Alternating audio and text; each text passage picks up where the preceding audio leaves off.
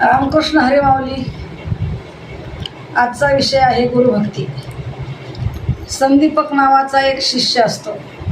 तो तन मन समर्पून आपल्या श्रीगुरूंची सेवा करतो. तो म्हणतो, श्री गुरु हेच सर्व काही आहेत.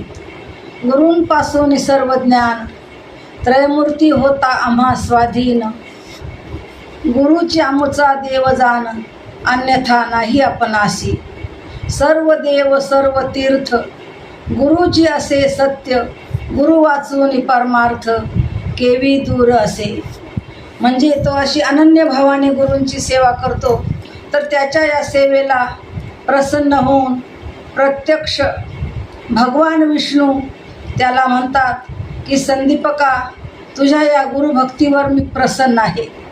तुझ्यासारखी अनन्य भावाने जे गुरुभक्ती करतील, त्याचप्रमाणे पुंडलिकरायासारखी जे आईवडिलांची भक्ती करतील, त्याचप्रमाणे ज्या स्त्रिया पतीच्या मताप्रमाणे अनुसरून पतीची सेवा करतील, जसे श्री ज्ञानेश्वर महाराज ज्ञानेश्वरीमध्ये म्हणतात की, पतीची या मता अनुसरून पतिव्रता, अनायासे आत्महिता पावी जेगा.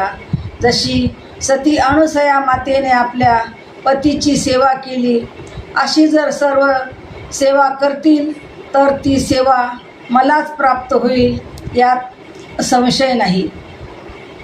रामकृष्ण हरी माऊली.